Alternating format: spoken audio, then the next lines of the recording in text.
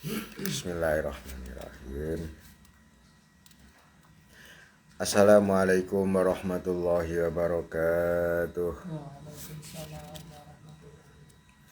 Bismillahirrahmanirrahim. Alhamdulillahirabbil alamin arrahmanirrahim. Maliki yaumiddin. Allahumma shalli ala sayyidina Muhammad wa ala jami'al ummati sayyidina Muhammad. La haula wa la quwata illa billahil aliyyil azim. Alhamdulillah, puji syukur kehadirat Allah Subhanahu wa taala. Pada malam hari ini secara istiqomah setiap hari Rabu malam Kamis kita seperti biasa mengkaji bab ilmu huruf hijaiyah. Pada kajian saat ini kita kembali mencoba mengkaji tentang tafsir huruf hijaiyah pada martabat alif Adam Khalifatullah.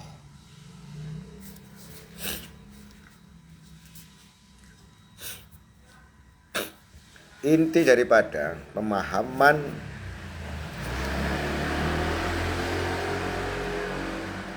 tentang alif Adam Khalifatullah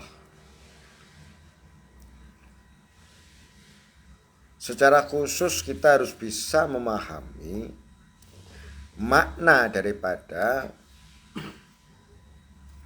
diri kita secara zahir adalah bagian daripada keturunan Nabi Adam.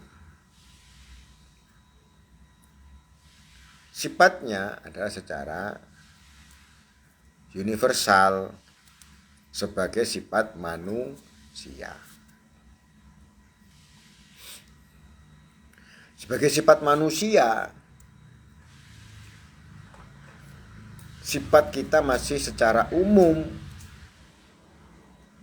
Sifat secara umum sebagai manusia, tentunya cara pandang kita melihat diri kita dari sisi kemanusiaan. Supaya apa? Waalaikumsalam. Supaya kita tahu, alhamdulillah, supaya kita tahu apa perbedaan diri kita dengan makhluk Allah yang lain. Jadi kita harus paham posisi kita ini diciptakan Allah dalam kelasnya, kelas manusia. Ini harus kita paham dulu. Tidak bisa kita itu disama-samakan dengan kelas hewan yang lain seperti kera, seperti harimau atau kerbau atau sapi. Kelas kita ini adalah kelas manusia. Ini kita pahami dulu. Karena kita ini bagian daripada anak turun Nabi Adam. Tidak mungkin kita ini bagian dari anak turun kera. Tugasnya sudah lain. Wujud penciptaannya juga sudah tidak sama. Kera itu yang seperti apa, manusia yang seperti apa. Sehingga ketika karakter ciri khas diri kita itu sebagai manusia yang jelas nyata-nyata berbeda dengan wujud-wujud yang lain seperti hewan, pohon, bebatuan. Subhanallah. Maka kita harus tahu perbedaan itu untuk apa.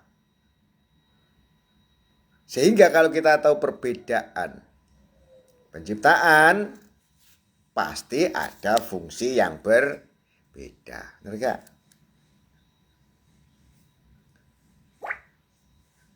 Alhamdulillah. Barokallah. Masya Allah. Rambutku potong gitu. Tambah ganteng. Mas Ahmad Mulyadi kok sampang nih Madura. Aktif. Alhamdulillah Mas Ahmad. Kembali kepada kajian manusia. Ketika kita diciptakan Allah dalam keadaan yang berbeda dengan makhluk yang lain, tidak mungkin kita itu memiliki suatu tugas dan fungsi yang sama. Satu contoh. Kenapa produsen kendaraan bermotor itu menciptakan mobil dan yang satunya menciptakan sepeda motor? Yang jelas semua itu, alhamdulillah, Subang hadir. Barokallah Mas Ade. Alhamdulillah. Sehingga kalau kita paham perbedaan motor roda 4 dan motor roda 2, itu karena ada fungsi yang berbeda. Ya kan? Makanya kalau kita melihat diri kita sebagai manusia yang berbeda dengan golongan hewan yang lain, itu karena kita ada fungsi yang juga berbeda. Makanya kalau kita melihat fungsi apa Allah menciptakan manusia, fungsi apa Allah menciptakan hewan, fungsi apa Allah menciptakan jin, fungsi apa Allah menciptakan malaikat, fungsi apa Allah menciptakan setan. Nah kalau kita nggak memahami kenapa ada perbedaan dalam penciptaan, berarti kita nggak akan mampu untuk membedakan apa fungsinya. Ya. Karena itu kita harus paham kenapa Allah menciptakan kita dalam golongan Bani Adam. Mau nggak mau kita harus tahu fungsinya untuk apa. Kita itu diciptakan dalam golongan Bani Adam, harus tahu fungsinya. Seperti pabrik itu kenapa dia menciptakan mobil roda 4. Nggak bisa fungsinya disamakan dengan motor roda 2. Maka ada suatu perbedaan fungsi dan kemampuan. Benar toh? Sehingga kalau kita melihat posisi manusia dibedakan dengan bangsa jin atau bangsa malaikat atau bangsa hewan, kita itu dilebihkan kapasitas dan kemampuan. Apa itu?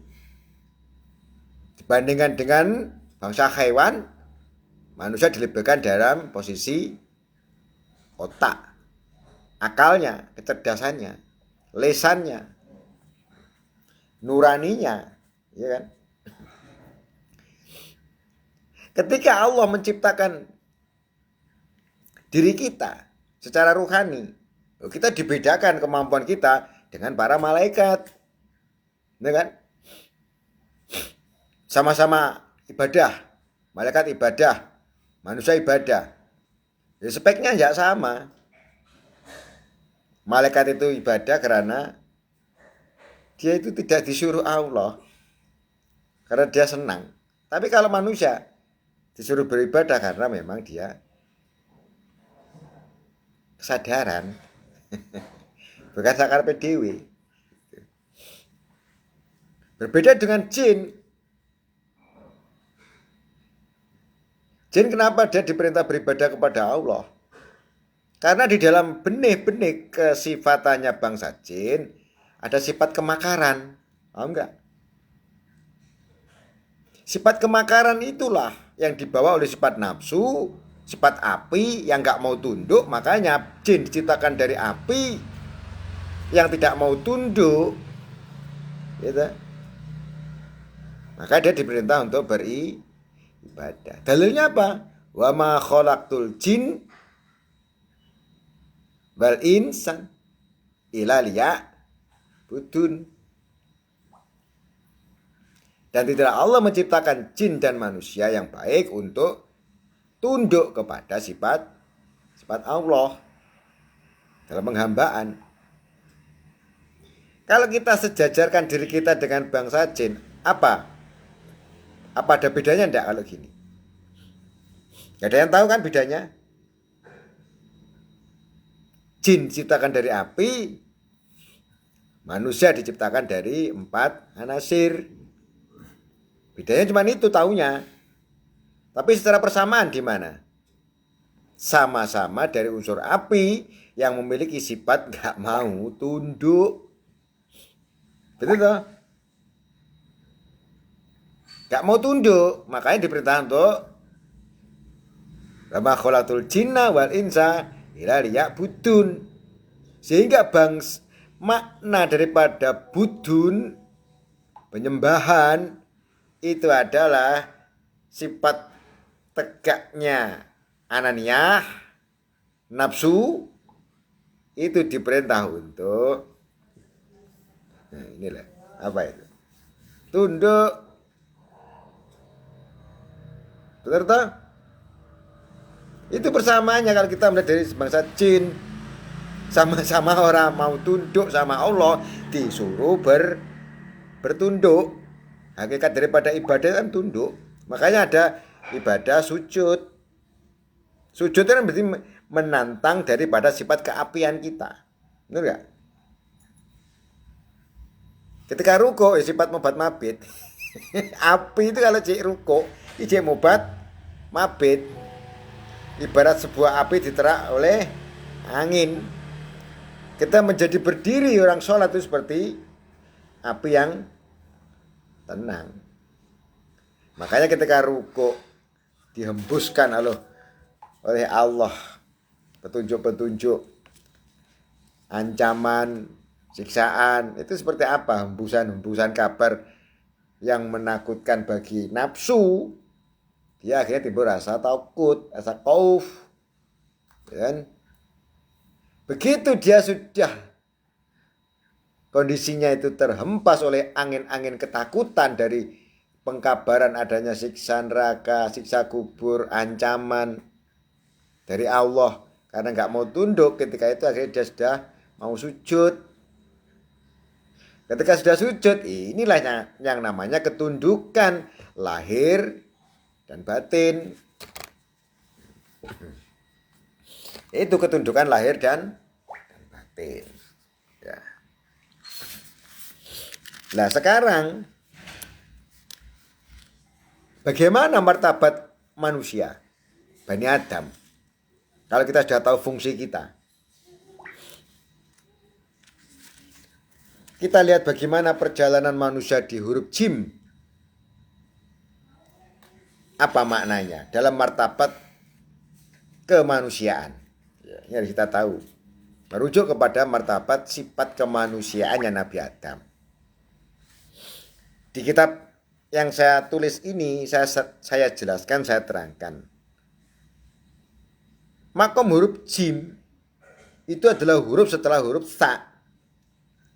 Lah huruf sa itu menunjukkan bagaimana seorang bayi masih di dalam perut ibunya, dalam rahim.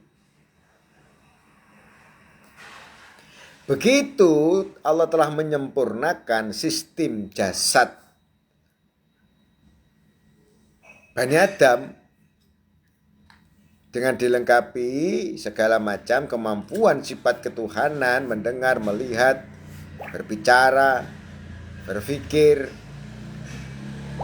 berkehendak, berkuasa, hidup, maka sudah layak bayi itu untuk dilahirkan. Nah, Ketika bayi itu telah dilahirkan, itulah makom huruf jim. Masya Allah. Coba lihat bagaimana huruf jim itu seperti simbol keadaan bayi. Benar nggak? Lihat itu. Huruf jim itu seperti bayi. Tanpa pakaian. Subhanallah. Disinilah martabat awal manusia itu terlahir di alam dunia ini, di alam bumi.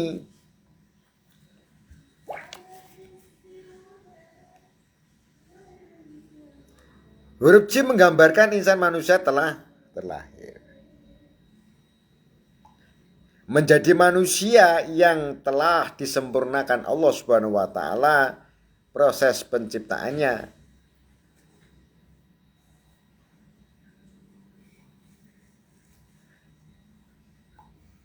Ya. Kalau kita melihat ketika kita telah lahir, proses awal kita lahir itu adalah kehidupan yang tanpa memori. Benar gak? Kita hidup tanpa memori. Kita hidup tanpa tahu siapa yang kita hadapi. Kita nggak tahu ini ibu saya atau bibi saya. Nggak tahu kan kita lahir. Serba tidak tahu. Masya Allah. Ini kalau kita kaitkan dengan ayat Allah. Alamal insan nama lam ya'lam.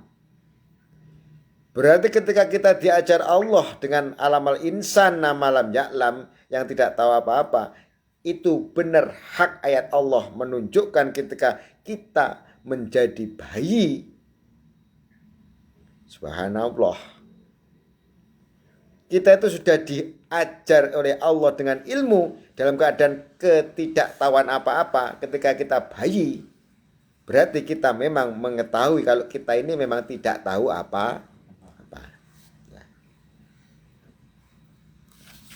Benar gak? Kita ngakui ketidaktahuan kita itu ketika kita di masa-masa menjadi seorang bayi kecil. Benar gak? Memang kita gak tahu apa-apa. Ketika Allah berfirman alamal insana ma lam ya'lam, mutlak berarti. Lantas bagaimana kenyataan Allah itu mengajar, mentarbiyah atau mengulang posisi insan yang tidak tahu apa-apa dalam keadaan makom bayi? Bagaimana cara Allah mengajar? Apakah Allah turun sendiri mengajari semua bayi sedunia ini? Berapa banyak bayi di dunia ini ketika lahir? Miliatan, jutaan. Satu hari berapa banyak proses natalitas, ya kan? Kita kan paham kan proses natalitas, kelahiran dan apa? Mortalitas, kematian ya. Maka berapa banyak juta bayi yang lahir pada hari ini? Besok lagi lahir 1 juta. Hari ini 1 juta, besok lahir 1 juta. Berapa juta bayi yang lahir di bumi ini? Lantas siapa yang mengajari manusia yang tidak tahu apa-apa di makom menjadi seorang bayi yang baru lahir? Siapa yang ngajari? Bayi, kamu belum lahir, mau minum? Minum air susu ibu. Siapa yang ngajari? Ya ibunya. Bayi mau minum air lewat jempolnya. Gak ada airnya. Maka siapa yang mengajari bayi supaya bisa minum? Allah kah?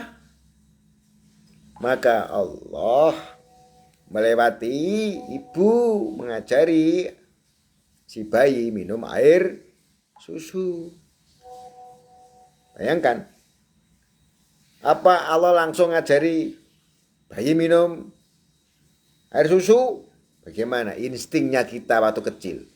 Apakah pernah kita ingat memori kita waktu kecil mencari air susunya ibu? Gak ada kan? Geraya-geraya, mie bu, mie.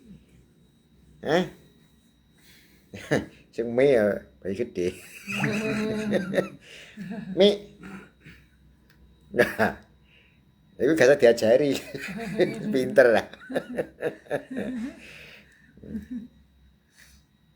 Makanya kalau kita lihat bagaimana bayi yang baru lahir itu diajari Allah dalam ketidaktahuannya, itulah melalui pembelajaran manusia juga lewat ibu, ayah. Setelah itu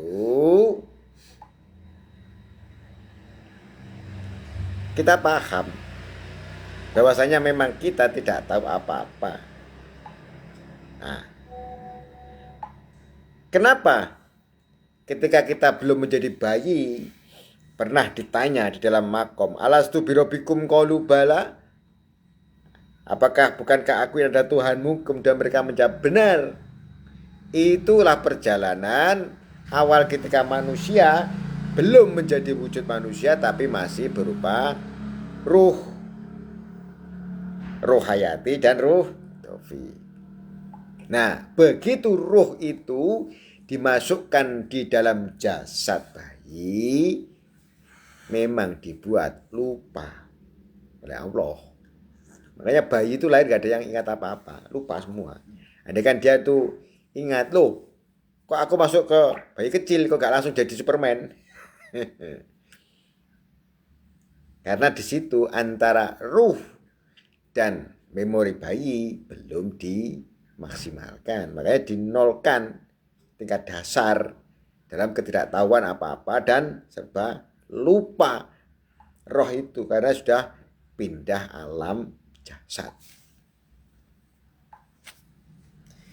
Maka di sini ketika ruh itu lupa masuk di dalam alam badan, dia lupa akan pengenalan dan perjanjian dengan Rabbul Alamin. Alastu birabbikum, bukankah aku ini adalah Tuhanmu? Ruh lupa akan kejadiannya ketika sudah masuk di alam jasad.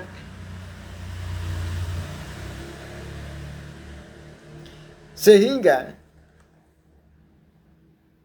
ketika lupa, disitulah Allah mengingatkan bisa melalui nurani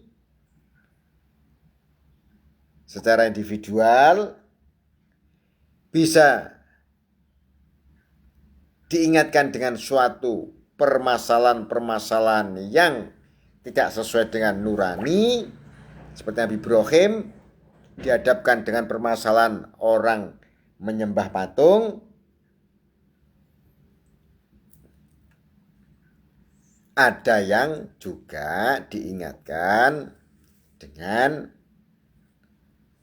kalamullah langsung, seperti halnya Nabi Muhammad. Iqra bismi rabbikal ladzi khalaq. Di situ Nabi Muhammad sudah dikenalkan dengan Rob. Bacalah dengan menyebut nama Tuhanmu yang menciptakan.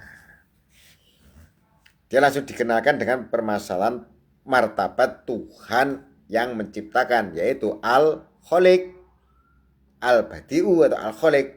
Iqra bismi rabbikal ladzi khalaq, berarti Al-Khaliq yang dikenalkan. Nabi Ibrahim dia nggak dikenalkan sama Tuhan, hanya dihadapkan pada permasalahan tentang ketuhanan. Nah, beda ya. Permasalahan ketuhanan dengan mendapatkan wahyu tentang info siapa Tuhan. Ya memang Nabi Muhammad ketika itu dihadapkan dengan permasalahan jahiliyah. Jahiliyahnya seperti apa? Karena keberangkatan Nabi Muhammad bukan dengan perkara ketuhanan, tapi perkara kemanusiaan. Makanya Nabi Muhammad diperintah menjadi Rasul untuk memperbaiki akhlak, bukan berawal dari permasalahan ketuhanan. Karena orang Arab zaman dahulu sudah mengenal yang namanya Allah.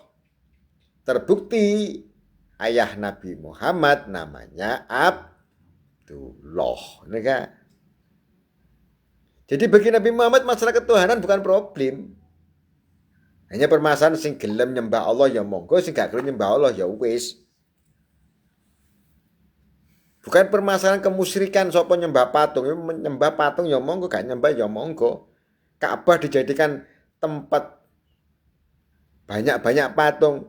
Itu suatu liberalisme saat itu. Mekah itu menjadi tempat titik liberalisme ketuhanan. Dalam satu titik, yang satu menghadap kiblat Ka'bah dengan tawaf, yang satu patung ditaruh di sisi Ka'bah. Berarti kan liberalisme ya.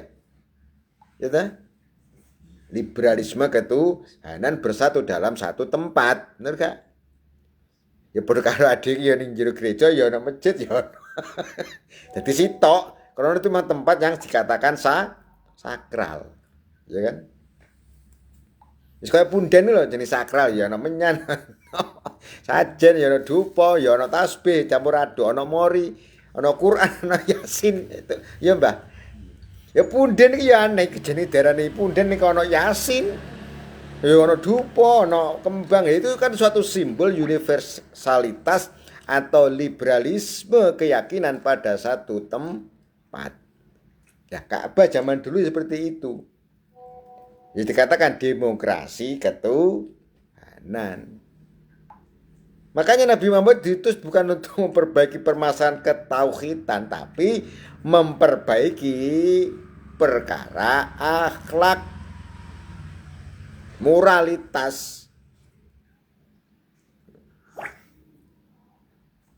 Makanya kalau kita paham perbedaan kronologis seorang Rasul diutus oleh Allah, kronologisnya adalah permasalahan umatnya itu apa. Karena umat zaman Rasul itu ada yang sudah beriman, seperti halnya pendeta Al-Bukhairah, seperti halnya pamannya Nabi Abdul Thalib, penjaga Ka'bah, ayahnya Abu Thalib. Makanya kita tidak bisa mengatakan Nabi tidak beriman ketika itu. Sudah beriman dengan Tuhan. Tapi yang dicari adalah bagaimana umat ini dalam keadaan kebobrokan moral. Martabatnya bukan lagi martabat al-insan, tapi martabatnya an-nas. Maka di sini Allah memberikan petunjuk tentang alladzi alamal insana malam ya'lam. Allah siap pada orang tua yang menyusui. Tapi Rasul pun juga dihadapkan dengan keadaan apa? Ibunya meninggal. Siapa yang mengajari Nabi Muhammad? Masya Allah. Bukan ibu, bukan ayah yang menyusuinya. Inilah yang sebenarnya kita harus paham. Bagaimana cara Allah itu mengajari al-insan. Seperti Nabi dalam keadaan bayi, jauh dari orang tua. Tetap ada yang mengajari melalui manusia terdekat. Baru kesempurnaannya pengajaran Allah melalui wahyu. Wahyu ngaji ora? Wahyu ora ngaji ya wahyu iki. Nah.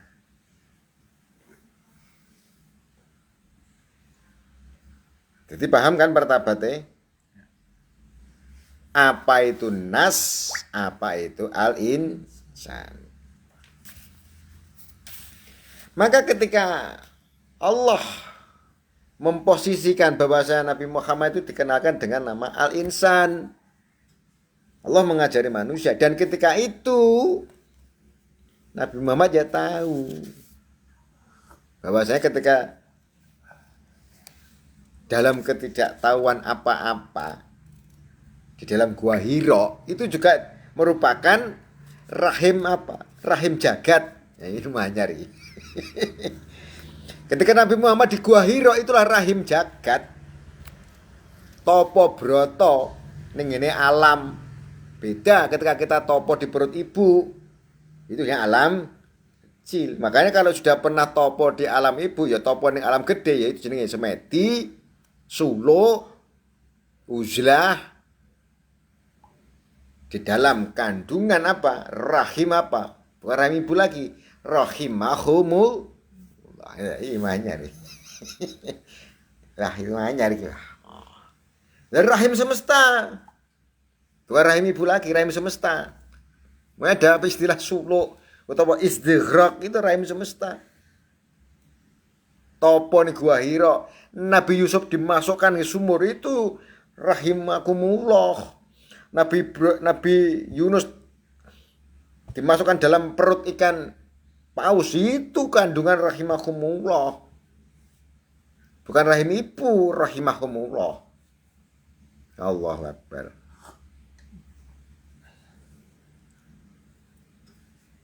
Kalau gitu yang penting itu apa bagi kita kalau bicara masalah rahim? Jadi kalau kita berbicara tentang masalah rahim,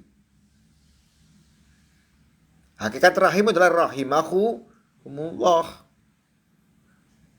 Makanya ketika Nabi Muhammad di Gua Hira itu masuk ke rahim rahimahumullah.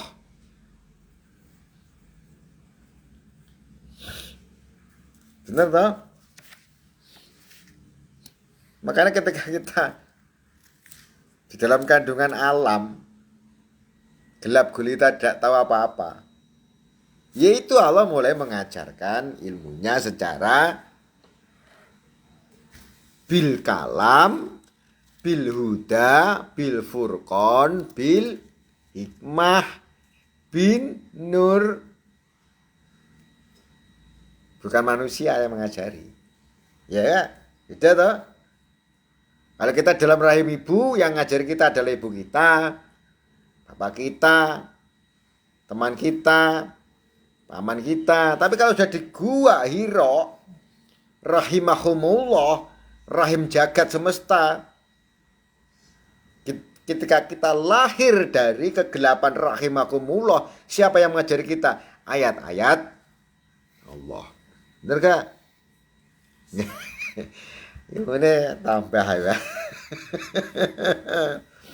Ya, subhanallah. Jadi ada dua rahim. Rahim ibu dan rahimah.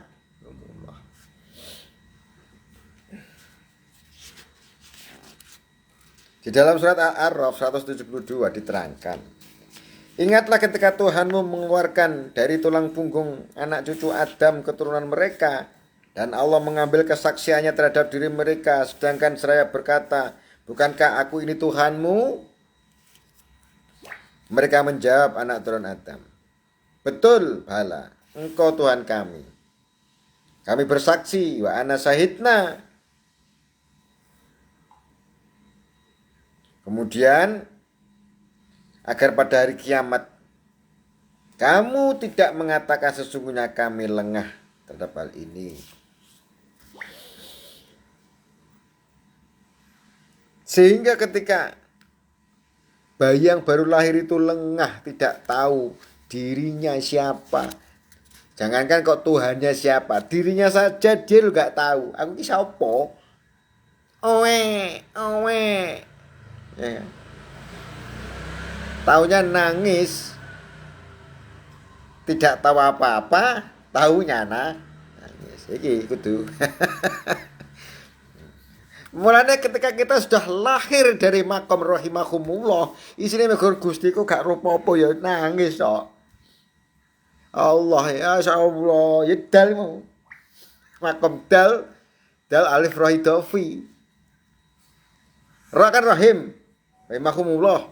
Keluar, dia berpikir, pikirannya tahu apa? Nangis. Ya Allah, ya Allah. Kula gak apa-apa ya Allah. Bingung ya Allah, bodoh ya Allah. Dalnya alif Rohidowi tidak sama dengan dalnya alif Adam. Dalnya alif Rohidowi ya dia itu ya tahwid itu loh. Isine mikir nangis, Allah, ya Allah. Allah. Ora ro apa-apa ya Allah, kula niki ya Allah. Ngono.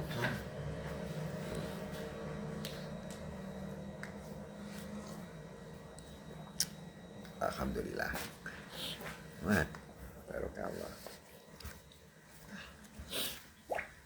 Benarkah lahir dari gua garbo ibu dalam rahim nangis owe. Ora apa-apa. Golek mie sampai gak eruh. Grayah-grayah mie, ya kan? Ketika dia telah lahir dari rahimahumullah gua garbo. Allah, gua garbone rahimahumullah dalam wujud ketidaktahuan kayak Nabi Yunus di dalam perut ikan paus, seperti Nabi Yunus dan lakunya Nabi Ibrahim di dalam api, dan seperti lakunya Nabi Yusuf di dalam sumur dan penjara. Itu hakikat daripada rahimahumullah. Begitu keluar, lahir di dalam masa-masa rahimahumullah, yang taunya hanya apa? Harus bisa menangis dan mengalami ketidaktahuan apa-apa di hadapan Allah. Iku sing jadinya kita itu senantiasa tawakal, tahwid, ridho, makom huruf dal, supaya naik ke makom huruf kho, ha. Betul? Naik ke makom jim, jamilullah.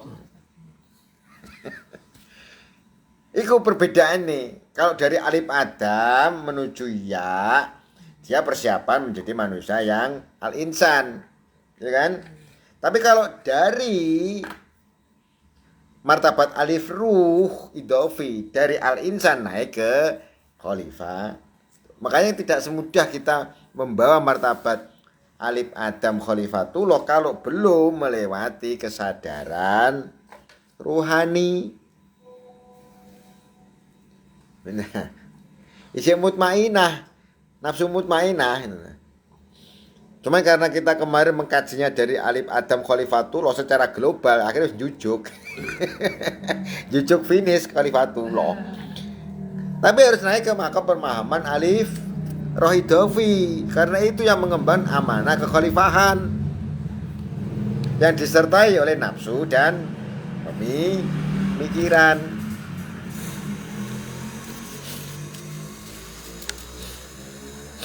Jadi kita biar tahu akhir daripada ya Bani Adam atau ya alif Adam adalah ya Bani Adam ala ta'budu syaitan innahu lakum aduwwum mubin. Hei Bani Adam, ya Bani Adam ala ta'budu syaitan, ojo nyembah setan. Karena makomnya alif nas. Ya kan sing padha karo jin. Jin iso kejebak karo setan, menungso ya iso kejebak karo setan. Makanya ya Bani Adam ala ta'budu syaiton innahu lakum aduwwum mubin. Sesungguhnya setan itu bagimu adalah musuh yang nyata. Nah, musuh sing nyata tapi gak ketok iki. MMA ora ana musuhe, merem-merem bar KO. Iki lek ngantem kok ndi kok aku langsung semaput iki. Diantem raro nganteme kok ndi baru semaput. Wah iki. Ya.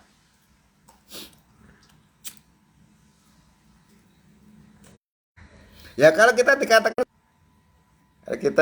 setan itu adalah musuh yang nyata bagi kita, tapi kita nggak pernah tahu di mana setan berada. Di hadapan kita, kanankah, kirikah, belakangkah? Ujung-ujungnya ngantem semaput. Wah, gak fair iki. Di atas ring cadar gak fair iki. MMA iki gak fair iki. Ora roh nindi posisine ngantem langsung aku semaput. Jadi ini mau minal jinnati wan nas. Diantem setan ra krasa. Ya.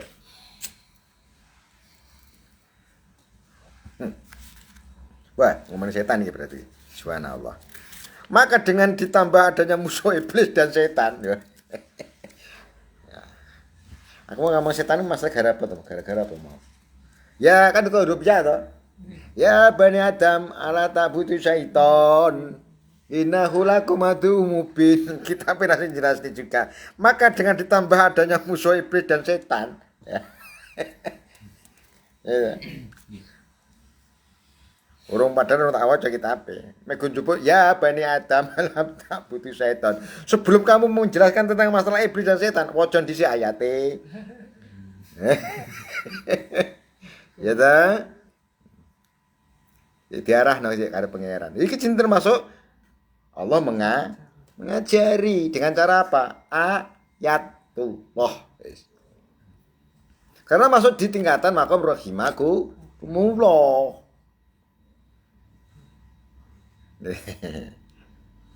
Maka dengan ditambah adanya musuh iblis dan setan, maka disinilah makom manusia diuji dan dilupakan dengan Tuhan. Maka apakah kita ini sadar atau tidak? Saya bilang, ya Bani Adam ala ta'budu syaiton. Nah, termasuk waktu Nabi Adam jatuh dari surga kehormatan turun ke bumi untuk menjadi seorang khalifatul, ya gara-gara setan itu.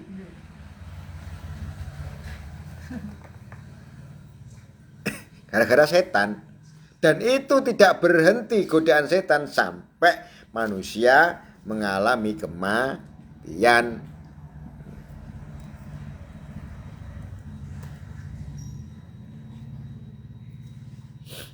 Kita dilalaikan. Apa tujuannya? Dilalaikan dari apa? Manusia itu sebenarnya dilalaikan setan itu bukan perkara disuruh berbuat dosa atau maksiat atau amal, tapi dijatuhkan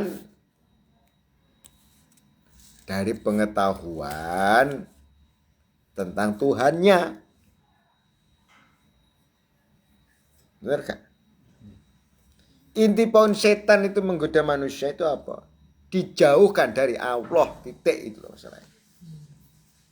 Kita harus paham. Kenapa kita itu goda setan? Kalau kita itu jatuh dalam godaan setan, kita dilupakan dengan Allah.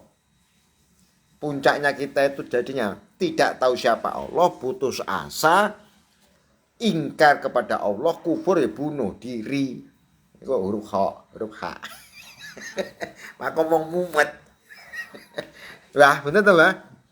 Gara-gara gak kenal pangeran iku sapa, mumet bilang akhirnya putus asa, bunuh diri, sakau.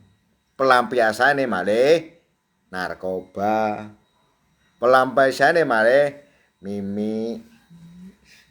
Ya lek mimi susu. Sehat. Hah? Tambah waras, tambah sehat, cerdas. Mimi susu, nek tambah cerdas. Gitu. Tapi nek mimi.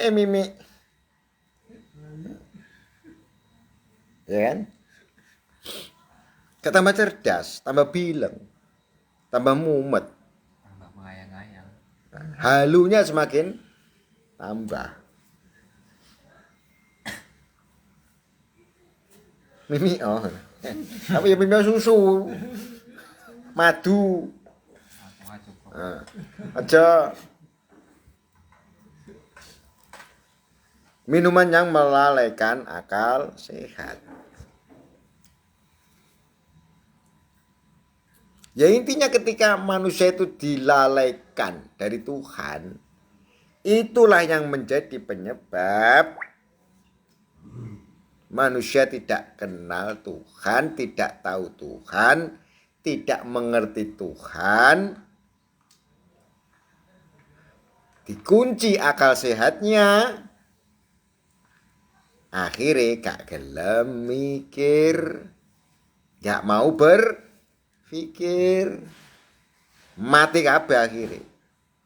Jiwane lemah, terperdaya dengan ketidakmampuan, akale dimatikan dengan tidak mau berpikir. berpikir. Apalagi ditambahi mimik. Itu pengalaman mimik. Nah, mimik susu tambah sehat. Eh, Sehat menyehatkan. apa mana saya kesume mengelem barang ngono ki pala iki. Wis. Aduh, ngambung parfum luwih enak kok malah ngelem. Aduh. Piye? Iku lek gak krana manut setan apa ya mungkin. Wes sakau tok isine kok ning huruf H wis golongane wong martabat sakoe kaya apa? Lupa diri. Gitu. Lupa mana dirinya sendiri aja lupa apa mana jati diri pangeran. Bener gak? Ya iku ujung-ujungnya apa?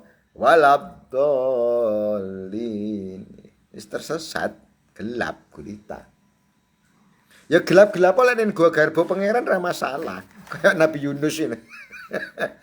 Gelap tapi pangga muni la ilaha anta subhanaka inni kuntu minadz-dzalimin. Ya udah. Gelap gulita tapi dalam keadaan berzikir eling Gusti Allah, ora putus asa. Nek gelap gulita apa dadine apa? Bunuh diri ae. Lah iku bahaya. Ya kan? Ini kita harus tahu. Kenapa kita diberi kemampuan dan fungsional oleh Allah? Itu pikiran. Pikiran itu yang paling utama. Harus dikondisi. Karena zaman sekarang, mental anak zaman sekarang, yang dihantam itu bukan nafsunya dulu, tapi pemikirannya. Ya, paham kan? Dikasih doktrin kesepiritan tapi yang bersifat anarkis, benar gak? Pembulian. Itu karena ada pemikiran-pemikiran yang salah, gitu loh. Melihat temennya adalah merasa culun, dibully, dijatuhkan. Itu kan karena pemikirannya yang menganggap orang lain lebih rendah daripada dirinya. Berarti nek ngono, permasalahannya bukan dia tidak mengenal Tuhan, tapi berangkat dari rusaknya moral. Rusaknya moral berarti rusaknya pemikiran. Benar gak, Mbah? Rusaknya moral itu karena rusaknya pemikiran. Mulanya ketika ada kasus LGBT dan sebagainya, itu bukan rusak berangkat dari moral, itu rusak daripada pola pikir, halusinasi, terjebak akhirnya kenikmatan secara LGBT. Rasane padha mlebu bolongan ndelok-ndelok. Bolongan buri apa bolongan ngarep. Ya kan? Lek terima nang bolongane gampang. Ya. Tapi kalau sudah LGBT dia merubah pola pikir sebagai laki-laki kok berubah menjadi wanita. Itu adalah salah pergaulan bisa, salah pemikiran, salah input ideologi atau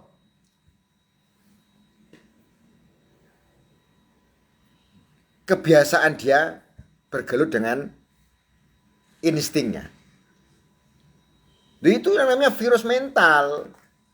Lalu kalau itu diizinkan, LGBT rusak ini moral bangsa. Ayo totoan piro? Gak malah baik tapi malah rusak mental itu. Karena apa? Mengubah kodrat sebagaimana semestinya. Dan nyapa kok LGBT? Karena yang lain.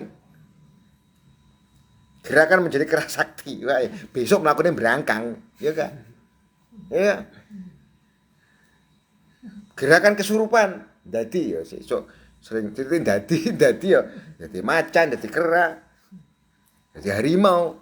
Itu harus ditempa dulu kecerdasan pemikiran. Ini yang diutamakan sebagai sisi manusia.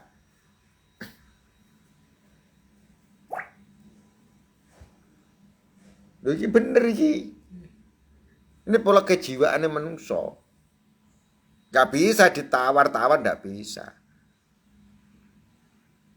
Gak usah kau tawar, gak usah tuku.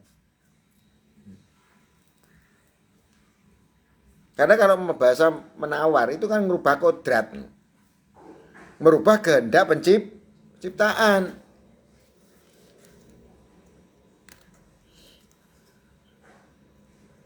Mulanya yang harus dipertahankan oleh kita itu ada apa? Kita nggak usah berpikir tinggi tingkat negara atau bangsa ya. Kita berpikir diri kita pribadi, jangan sampai masukan-masukan pemikiran-pemikiran negatif dalam diri kita nggak kita filter, nggak kita sayang, rusak kita itu, betul gak? Makanya ini perjuangan hijayah itu kan mempola pemikiran yang konstruktif, yang benar-benar membentuk pola yang cerdas. Baru dihubungkan dengan nurani dan perasaan.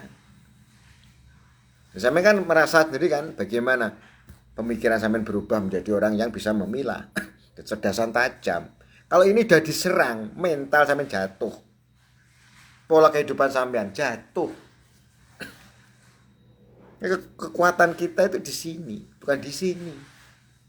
Bukan di sini kekuatan, tapi di sini kekuatan itu. Suatu bangsa itu bisa merubah bangsa itu karena di sini loh.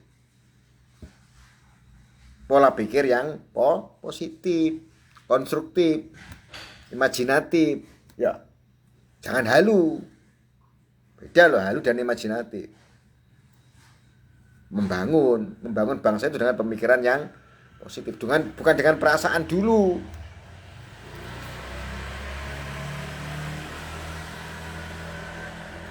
Makanya di makom huruf jim, setelah tidak tahu apa-apa, kecerdasan akal itu dibanggakan dengan sifat balik dewasa.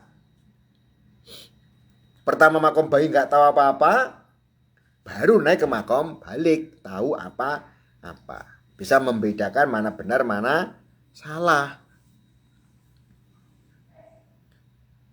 Benar dan salah itu wilayah ini atau ini. Benar dan salah itu di wilayah otak. Ingkar dan tidaknya manusia itu di sini. Karena dia tidak bisa menjawab pertanyaan dan persoalan. Tuhan itu seperti apa? Gak bisa jawab. Ingkar gak akhirnya? Ingkar. Karena dia tidak bisa menjawab.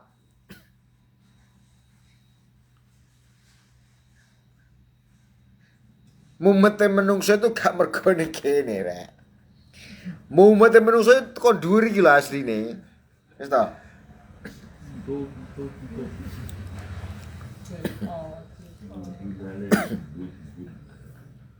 Nek iki gak tau digawe mumet terus sampean. Buktikan. Enggak percaya.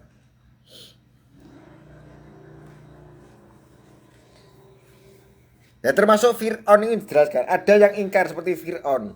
Ada yang iman seperti Nabi Ibrahim. Ada yang ragu dan menentang. Inilah berbagai keadaan manusia di makom huruf jim. Masalahnya apa? Sifat baliknya dia itu tidak dibangkitkan. Gak bangkit ditambahin nafsu. Fir'aun. Gusti rakyatnya ditantang malahan. Ora enak. Wong ateis kan gitu. Ya karena dia nggak tahu Bu, seperti apa itu Tuhan. Wong dia itu Maha Gaib dan Maha Nyata. Beda dengan Nabi Ibrahim. Dia juga tidak tahu, tapi nurani itu selalu membimbing. Enggak mungkin kalau nggak ada Tuhan, nggak mungkin.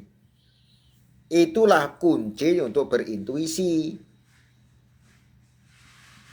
Orang berintuisi itu harus berawal dengan kunci keyakinan dulu. Lek gak yakin apa iso berintuisi. Jadi ateis. Betul gak? Ora percaya. Contohnya ini, apa itu ilmu jaya itu? Mau tak otek matok. Ya cuma itu. Nah kalau dia yakin semua ilmu ada dari Allah, pasti dia berintuisi tentang rahasia-rahasia ilmu huruf, rahasia-rahasia ilmu hijaiyah. Karena batinnya itu sudah terikat dengan semua ilmu datanya dari Allah. Lalu kita itu tidak tahu apa-apa, tiba-tiba tahu makna huruf hijaiyah. Otak-otak matuk ya. Banyak dimatuk nih karo Gusti Allah ben diutek-utek karo Gusti Allah ben mikir kok.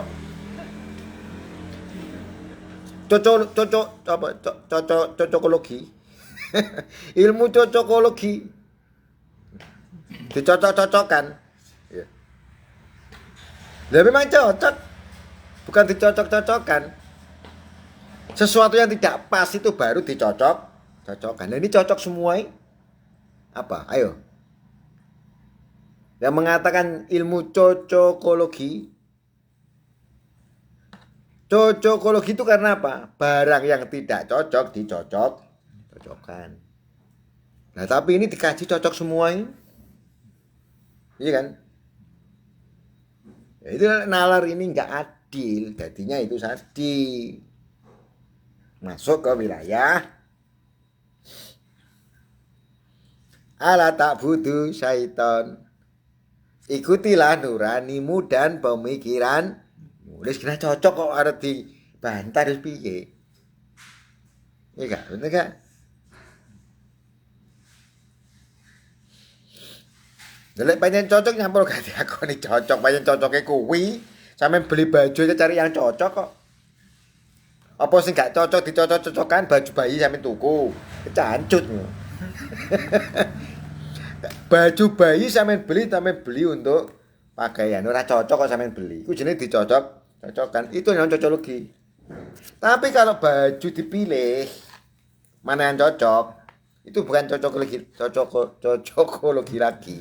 Lah pancen cocok, pantes, bener gak? Pantes, tapi itu bahasanya bukan cocok lagi. Ya pancen itu sudah setel. Setel itu namanya. Sinkron, selaras, harmonis. Nggak dipaksakan untuk cocok.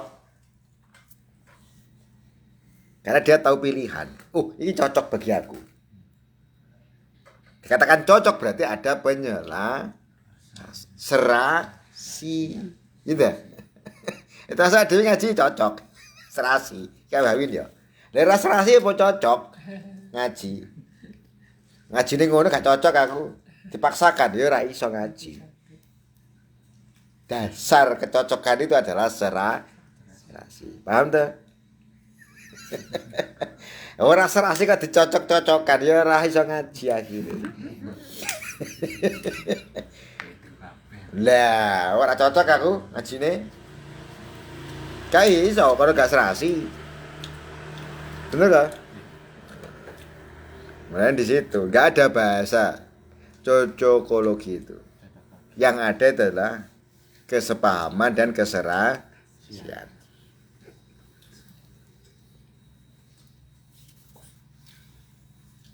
Gak serasi ya akhirnya ya minggir. Gak cocok akhirnya kan ya wis golek liyane. Golek toko liyane sing cocok. Ya nek toko dibuka. Ana kuwi tok, ayo golek ndi. Ayo kira nek toko dibuka ora apa-apa, nek toko ditutup arek golek sing ndi. Sudah jalan nih yo.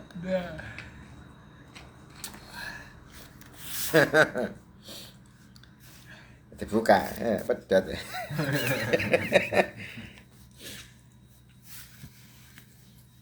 Pedot tak per. Hasil lele. Tak dung-dung.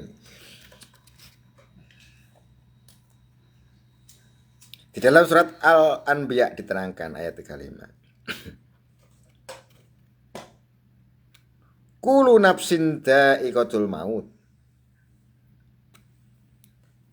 Wa nabluukum bisyarri wal khairi fitnah wa ilaina turja'un. Tiap-tiap yang berjiwa akan merasakan mati.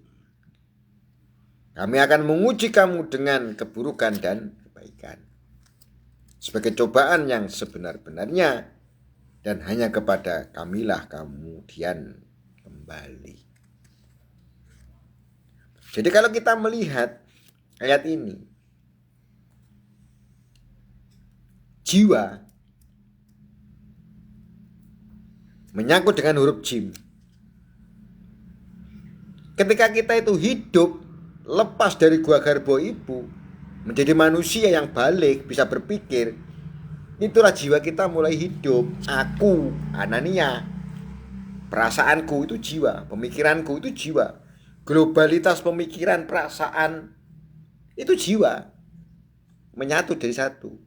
Kita melihat jiwa kita bergejolak, kita mendengar jiwa kita bergejolak, kita berpikir jiwa kita bergejolak, kita merasakan nikmat jiwa kita bergejolak.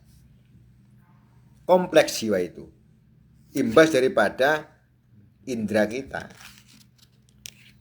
Maka ketika kita menjadi makom jim, itu juga makom jiwa kita. Jiwa yang bagaimana? Nah, paham gak? Awal kita itu harus mengenal diri kita. Jiwaku seperti jiwa apa? Jiwa manusia kah? Jiwa hewan kah? Lah kalau jiwa manusia ya jadilah manusia. Lah kalau kamu dalam keadaan laki-laki ya jadilah jiwa laki-laki. Ya dijadikan laki-laki menjadi jiwa wanita. Berarti kan juga menyalahi dari kodrat dari huruf jim. Habis babas ya. Pedot. Itu kok huruf jim harus pedot. Bener gak? Jadi nama anak kok jiwa wedok. Ya Allah. Teko huruf jim wis pedhot. Martabat kemanusiaannya. Bener kan? Lah ngono kok dipertahankan dengan hak asasi manusia. Logikanya di mana? Jadi wong lanang ya dadi wong lanang. Itu jiwa-jiwa lanang. Jadi wong wedok jadi jiwa laki. Lah ngono kok dipertahankan hak asasi manusia. Loh, hakmu untuk menjadi wong wedok, aku lanang menjadi wong wedok. Oke, itu hakmu, silakan. Tapi kalau itu berimbas kepada hal yang merusak norma-norma kemanusiaan, nek wong lanang diizini dadi wong wedok, kawin wong lanang karo wong lanang, ra iso metu anak, ra iso hamil. Jagat iki entek menungso. Wis gak enak keturunan. Piye logikae? Ya ora enak keturunan baru, entek kabeh. Sing wedok kawin karo wedok, sing lanang kawin karo lanang, terus ada keturunan nenek ngono. Nah, iku nuruti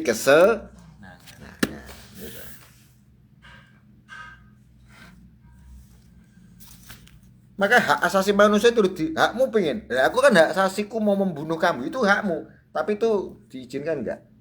Loh, hak saya mau membunuh kamu. Enggak bisa. Maka hak asasi manusia itu enggak boleh dibebaskan seperti kebebasan manusia berbuat tanpa norma hukum. Hakku untuk memukul kamu, ya mukul balas mukul. Alhamdulillah. Hak asasi manusia itu kan sebenarnya berkait dengan jiwanya kan. Itulah kebebasan nafsu, nggak mau diikat. Jadi semua orang diberi kebebasan, liberalisme. Rusak itu norma manusia. Kebebasan bunuh, kebebasan memukul, kebebasan mencari pasangan hubungan intim, bebas. Tapi ujung-ujungnya apa? Rusak itu moral. Rusak moral itu. Moralitas sebagai manusia itu rusak. Kalau mau bebas lagi, besok saya mau beli apa? Beli sapi 10. Buat apa? Mau saya kawin. Lebih. Lain ayo. Ya bebas saya toh. Lah kok bisa? Ya besar, putih, semok. Ya kan? Mulus pisan itu. Kurang mulus tuku babi. Beli babi 10. Daripada mau kawin 4 enggak bisa, beli babi. Kawin semua. Bebas ya. Ya mau bebas, tapi kan ngerusak norma akhirnya. Merusak mental jiwa manusia sejati. Ya. Keluar dari kodratnya sebagai bani Adam. Jiwa. Makanya jiwa itu sebenarnya bebas. Di sini diterangkan Allah menguji kamu dengan keburukan dan kebaikan. Ya, pilih mana? Jalur buruk apa jalur baik? Jalur buruk menyalahi norma kehidupan sejati.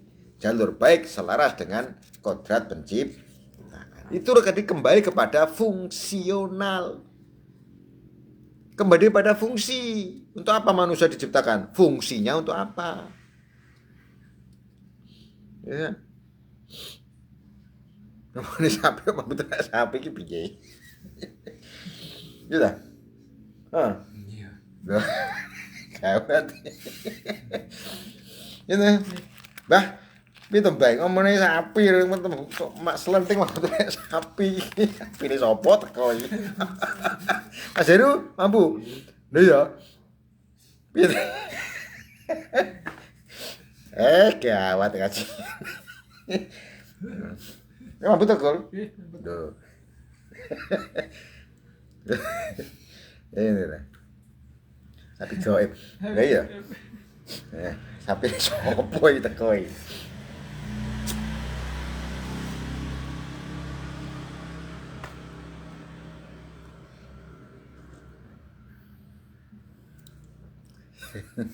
Tapi lewat piye. Jadi kalau kita ngomong huruf jim, setelah diangkat menjadi makom balik, itu kan makom jiwa. Kebebasan nafsu. Benro. Tidak tahu apa-apa. Setelah itu makom balik. Setelah balik dewasa naik ke makom kebebasan jiwa. Kebebasan jiwa itu kebebasan memilih. Kebebasan memilih didasari oleh apa? Responsif mood otak dan mata dan telinga dari keadaan luar. Benar gak? Sampean itu kalau mata nggak bisa melihat, telinga nggak bisa melihat, sampean nggak bisa membedakan mana laki-laki, mana perempuan. Benar gak? Ayo. Ini kalau nggak berespon dengan pandangan mata, kami nggak tahu siapa laki siapa perempuan. Bedanya geraya-geraya. Mbak, oh wanita. Alif, oh laki-laki. Benar gak? Tapi kalau pandangan mata dia tahu. Karena dia bereaksi oleh apa yang dia saksikan. Makanya jiwa itu sebenarnya terpengaruh dari apa yang dia saksikan, lalu dia pikirkan. Nah, kalau kamu melihat sama-sama cantiknya, wah tiba bencong. Gitu, bukan wanita sejati. Nah, banyak tahu orang tertipu, begitu dia menikah dipikir orangnya cowok cantik, tiba apa? Laki-laki. Naudzubillah. Kan banyak tahu kejadian itu, karena dia terpicu oleh mata. Gitu. Makanya jiwa kita itu sebenarnya masih muda terpicu oleh apa yang kita benar gak? Jadi naik ke jim huruf jiwa. Maka ketika jiwa itu terbentuk karakternya, jadi wujud manusia. Jiwanya seperti apa? Gagah, kuat, berkuasa, berkemampuan, berkehendak, intelektual, berbicara. Itu perwujudan jiwa. Hewan yang diberi akal dan hati, pendengaran, penglihatan, serta nurani. Namun kenyataan makom ini, manusia banyak yang menunjukkan ego diri, keakuan, kesombongan, keingkaran, kekafiran kepada Tuhan. Masalahnya jiwanya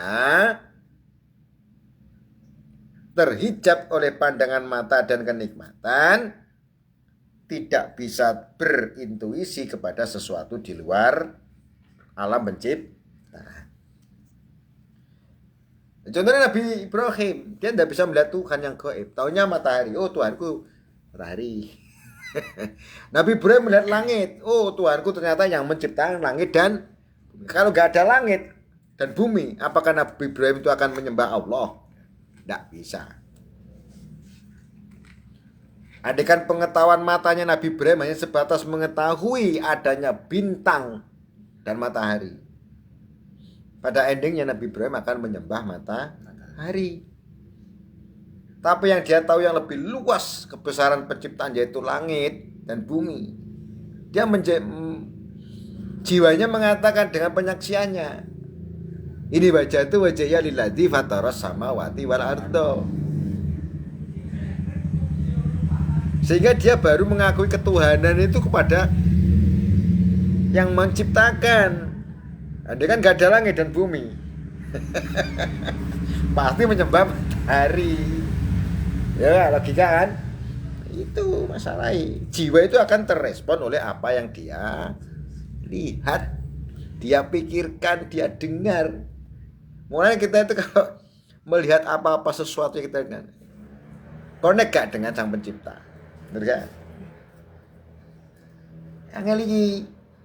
Info ini piye? Sawangen info ini apa? Info ini lagi ngaji. Ngono lho rek. Lah sampe golek info lewat WA, piye iso gak? Roh posisine. Tulisan. Info lewat tulisan kan iso bener iso. Ya karuan ngaji kan genah, info ngaji ya. Ya seru ya. Saat nih kadang. Aduh. Kurang jelas piye? Infone ngaji. Golek ilmu.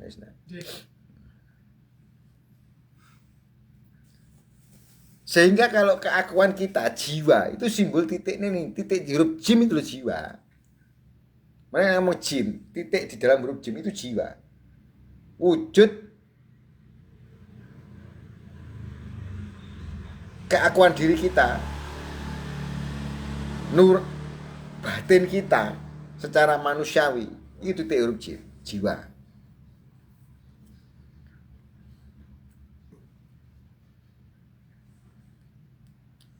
Maka jiwa itu macam-macam.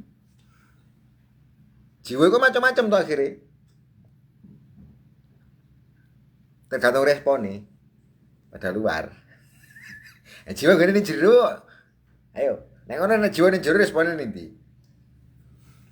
Wong ning jero omah, krungu suara dangdung-dangdunge napa kae? Oh, rek. Nak nung apa ya? Oh, jalan lewat. Jiwanya kan bergejolak tergantung apa yang di luar. Nah, jiwa kita itu di dalam, di pikiran, di perasaan. Ini loh yang tenang akan terrespon ketika ada sesuatu yang lewat. Bener gak? Makanya kira mulaku jiwa nutup babahan hawa songo. Ayo tutup babahan hawa songo ben jiwane tenang. Angel iki. Roh apa-apa bingung. Waduh kayak waduh.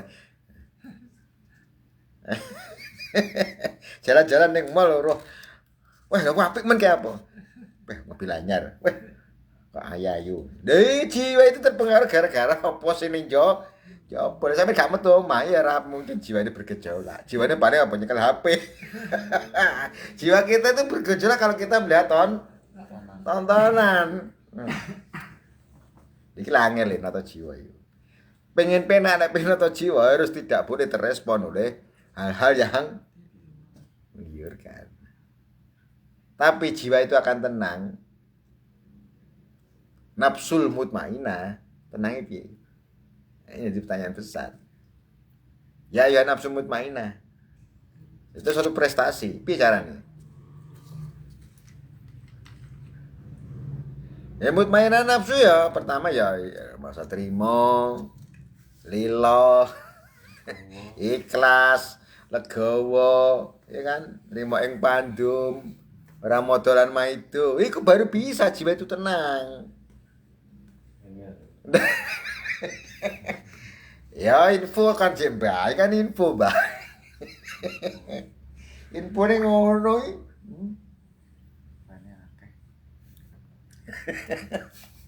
Infone ra jelas biar pengen kenyataan. Infone kan kudu jelas dhisik, infone piye? Sabar, tenang. Infone piye? Yang ikhlas sih, ben tenang. Ora sabar, ikhlas kon tenang piye atine, kemrungsung terus. Piye. Ya apa ada remak ta iya. Ada remak ta iya. Iku ngono tok bahasane. Ada. Win bojone kamu dura maka paham. Ada remak ta iya Kang Win. Aduh, tak ada peseh.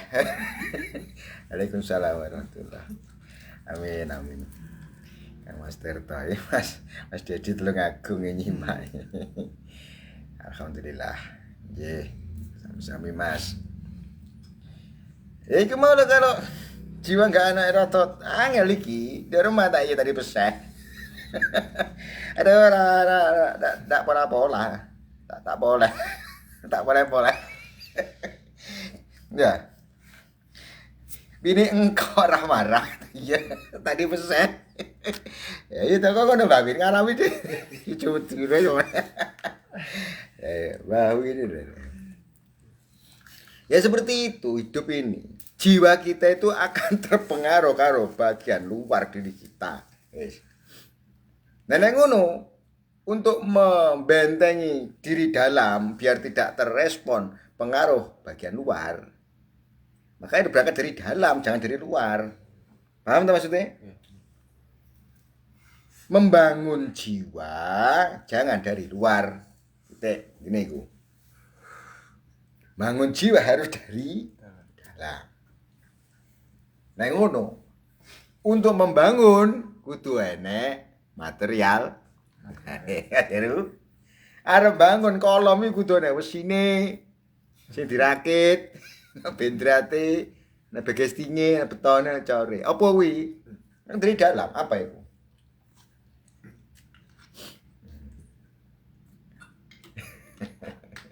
Rambutnya ganteng potong ya, alhamdulillah Mas Edi.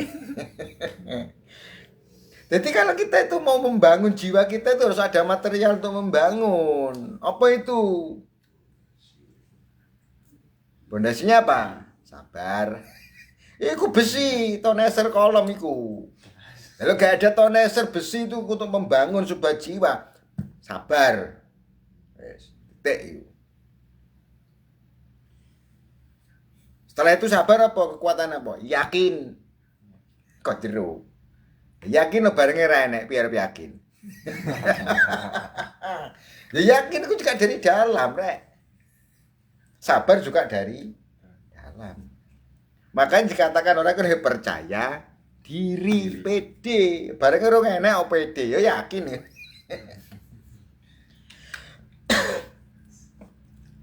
Jadi membangun jiwa itu dari dalam, gak dari luar. Ya, Dok. Pahami ya, yo. Karena ornamen-ornamen pembentuk jiwa bangkah dari dalam, bukan dari luar.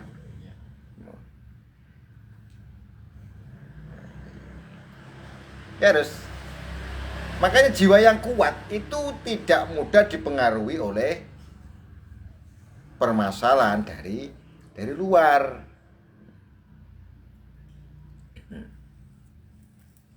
Nggih mawon.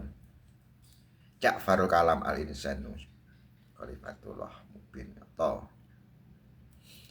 Jadi kalau sesuatu yang di dalam diri itu adalah penguat jiwa kita.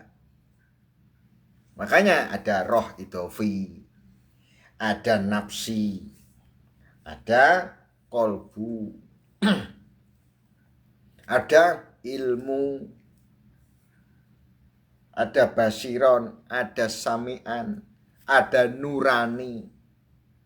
Iku unsur pembentuk jiwa, bukan dari luar. Tapi kalau jiwa ini dipengaruhi dari luar, jangan berharap kalau itu akan jiwa yang kokoh. Tidak bisa. Ini coba jajal. Orang-orang yang mental dan jiwanya itu lemah atau tidak kuat atau mudah terhempas oleh keadaan karena jiwanya sering dikaitkan dengan perkara luar. Nah, kudu ngalip. Alip jiwa, jejeke roh idofi. Ya iki lho. Bener kan? Sahadat menatap jiwa alip lagu 99 jejeke roh idofi. Pilih jiwane lho gak ngalip apa piye? Delok sara kaya bak. Jiwane kaya ya Allah ya piye. Alhamdulillah. Mas Panjarwangi Bojonegoro. Nggih, alhamdulillah Mas Muhaimin. Jadi kalau kita berkait dengan huruf jim agar kita jangan terjebak dengan jiwa-jiwa yang gelap atau jiwa yang putus asa, kita harus membangkitkan unsur dari dalam. Jiwa-jiwa dari dalam itu apa? Nurani. Itu yang paling kuat. Setelah itu apa nurani? Insting. Wujud apa? Keyakinan. Di dalam ini untuk menghasilkan mesin ilmu apa? Nalar. Logika. Ini penguat jiwa. Filter terhadap unsur luar pakai nalar. Lah iki gak dinalar jebol mlebu jiwa rusak. Itu total piro. Semua yang kamu terima dari mata turun ke akal pasti akan mempengaruhi jiwa. Sampai anak kancamu go cawe dodok susu dadi wedok. Ya kancaku cawe dodok aku boleh dadi wedok. Ya dadine kuwi mau. Nah, itu. Nek kancamu cara nang ya kumpul dadi cok ta. Nang. Lah kumpulmu karo jin susu dadi jin men. Ya pergaulan kan mempengaruhi jiwa. Santai sih. Ya dah. Makan terang bulan ya biar terang. Masya Allah. Nenek dhewe kancane bangsa jin, dadi jiwane malah jiwa jin. Mumet terus halu terus. Nenek sampean kancamu kanca profesor, jiwamu jiwa pemikir itu loh. Iya Kak. Nek kancamu jiwane jiwa wong ruwet ya katutan ruwet. Maka jiwa itu akan dipengaruhi oleh lingkungan. Nek ngarane wong aja kalah karo kalangan. Jadi kata bawa Jawa ini. Golongan kalah karo kalangan. Wong apik kaya apa nek kalangane iku gak pas ya iso rusak.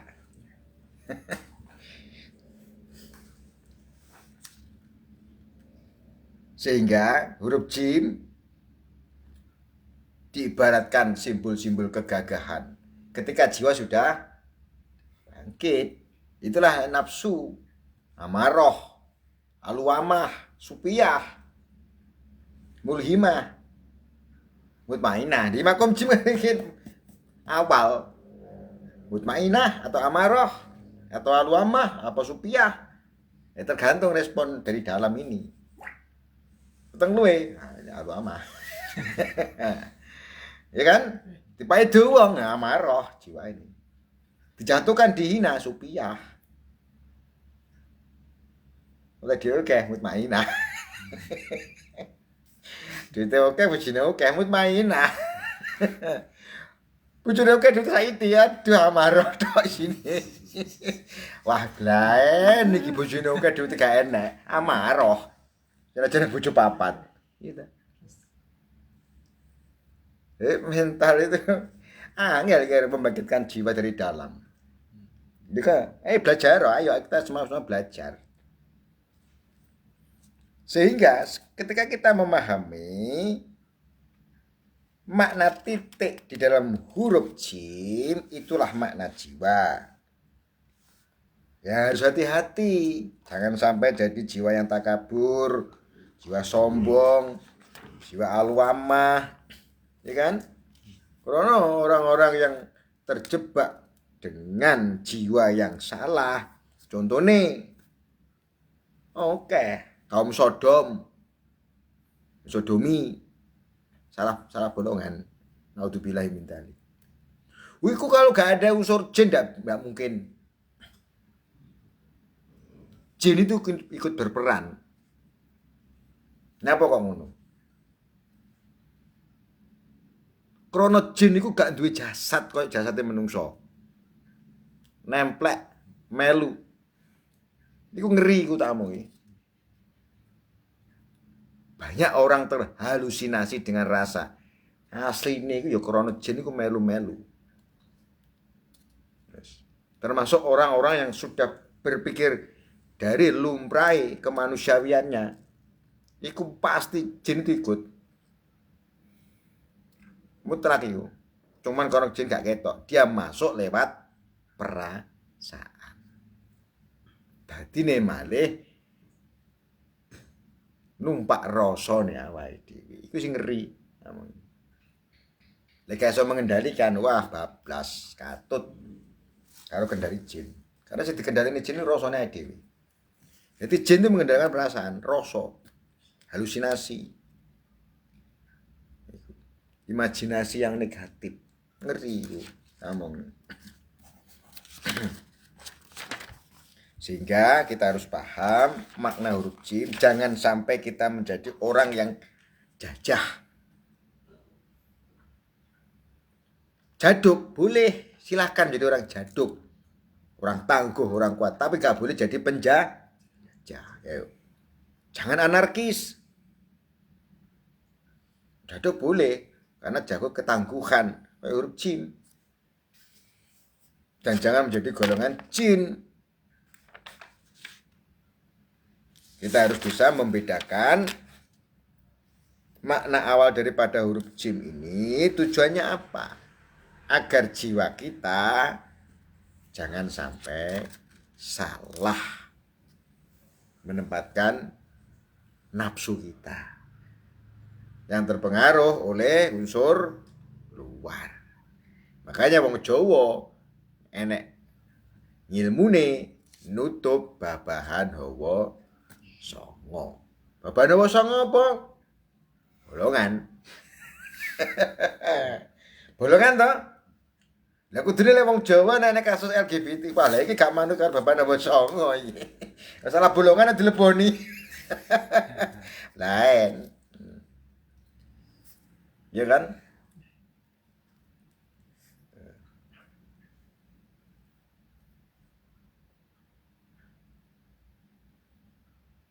Ya.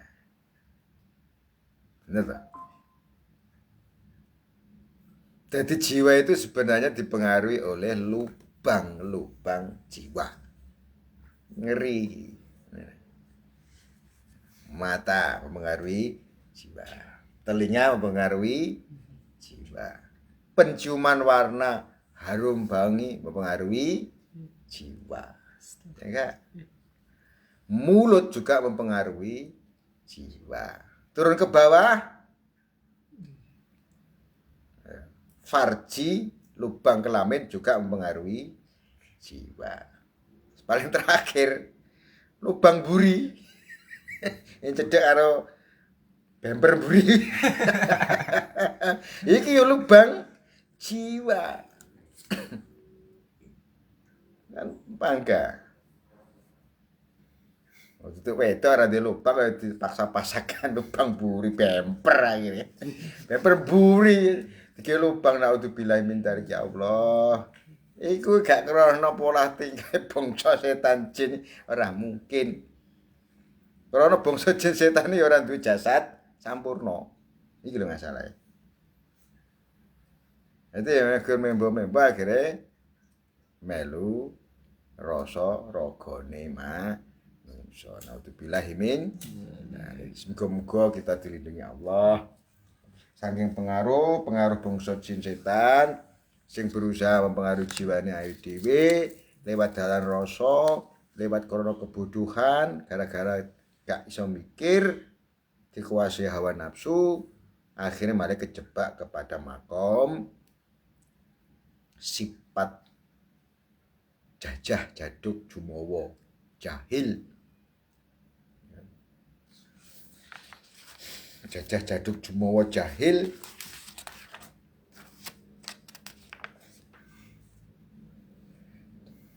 Yaiku jiwa jahil, jajah, jaduk, jaya jumowo, jahat. Dadi yo jiwa Jawa Jawi jejeg jejer jujur jumeneng jati diri Gusti Jaya sejati. Balik marang kesejatiane manungsa, kesejatiane Kanjeng Nabi Adam Khalifatullah. Paham ya? Hati-hati jangan sampai kejebak. Al-Fatihah.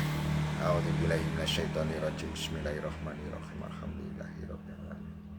Arrahmanirrahim. Maliki yaumiddin. Iyyaka na'budu wa iyyaka nasta'in. Mustaqim siratal ladzina an'amta 'alaihim. Amin. Wah, iki respone penyimak iki masyaallah iki. Mas Dedik Tulungagung, Mas Pancerwengi, lubang jiwa tambah gila. Lubang rasa tambah krasa. Lubang knalpot Mas Muhaimin. Ora malah adem malah panas. Ya. Oh, ya kan? Ya itu. Sing Mas anu iki. Mas Dedi Tulungagung ya le petunjuk insyaallah, petunjuke ya iki mau. Apa iki? Ja'farul Kalam. Insanul Mubin Khalifatullah Ihsan. Menika tat ingkang dalem angsal panemu kados mekaten terus pundi nggih. Ya jenenge petunjuk. Awalul umarallahu fil amrullahi ana Ja'far Shadiq wah iki.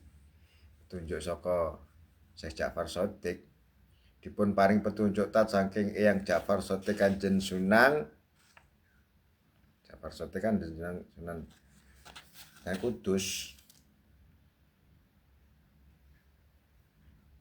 Amin. Jadi benjing Sunan Kudus kan perkara masalah kesucian. Mulane piyambake bisa kita gayuh jiwa-jiwa sing suci. Suci saya apa? Ya akhirnya kan hubungannya karo sesuci kan. Intine Mas Didik berkaitan dengan perkara sesuci.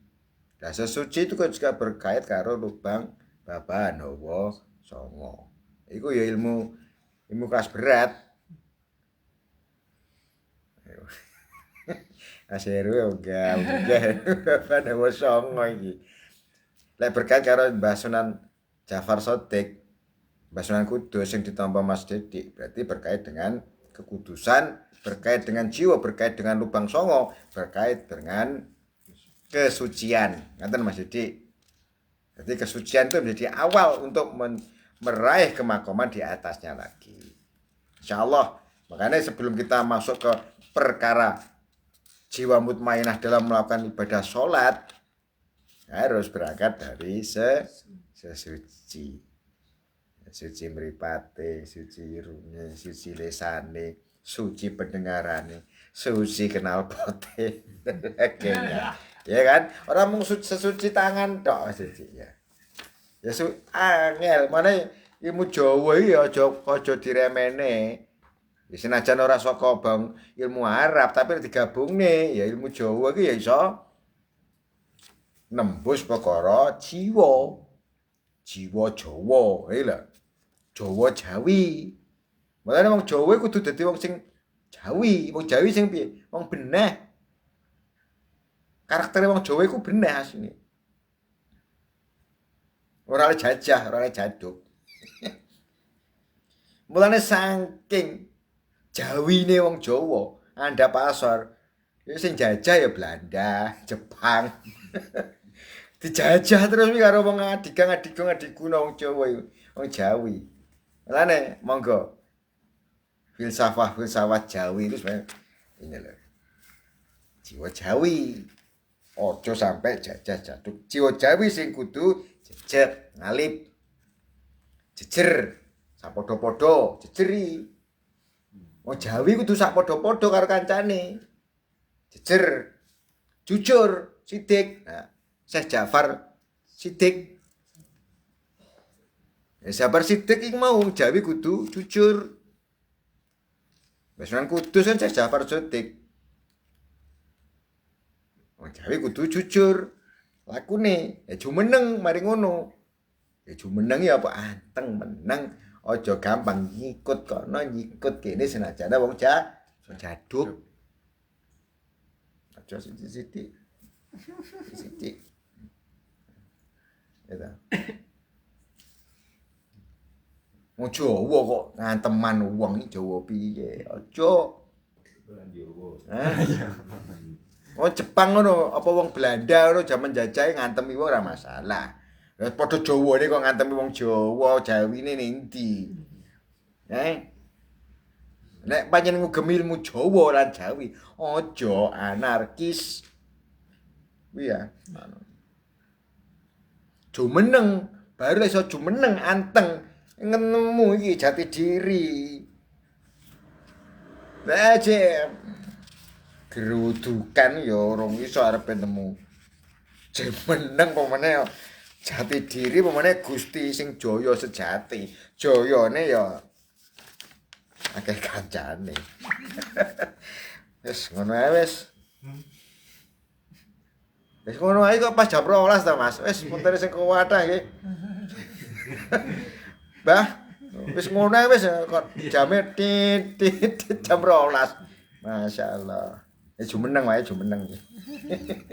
Ora semayar Mas Heru. Semoga jadi barokah kajian kita Jim. Kita diselamatne saking jiwa-jiwa sing jajah jaduk, sing jaya jumawa dadi jiwa sing jejer jejeg jaya sejati marang Gusti Ingkang Maha welas asih. Amin ya rabbal Al-Fatihah. A'udzubillahi minasyaitonir rajim. Bismillahirrahmanirrahim.